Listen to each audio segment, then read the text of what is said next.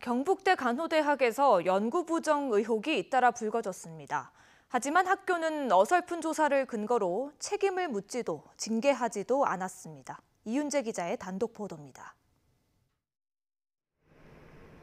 지난 2013년 경북대학교 간호대학 A 교수가 연구비 지원 사업 성과물로 제출한 논문입니다. 그런데 연구 대상이 된 환자의 수와 나이, 직업 등이 4년 전 제자가 쓴 석사 학위 논문과 똑같습니다. 연구 목적이나 결과도 크게 다르지 않습니다.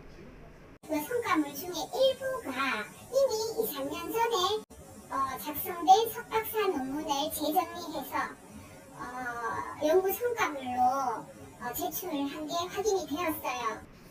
경북대 연구윤리위원회에서도 같은 판단을 내렸습니다.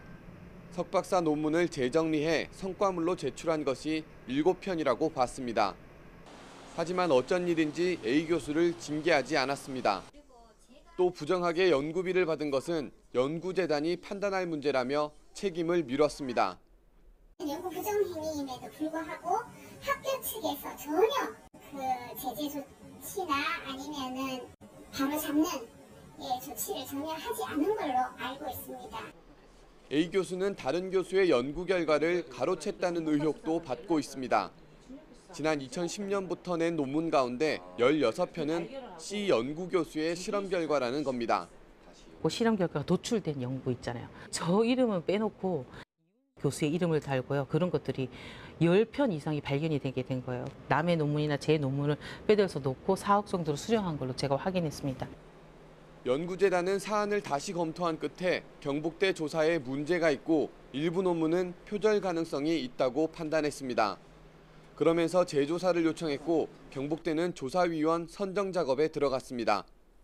그 일정에 맞춰서 위원회 개최해서 위원 구성하고 지금 그 단계에 있습니다. 밀접한 관련이 있는 부분이 있기 때문에 이번 건도 특히 더 심해서 외부위원으로 다 조사위원을 꾸릴 거예요. 연구 부정을 둘러싼 의혹을 묻는 YTN의 질문에 A 교수는 사실이 아니라고 말했습니다.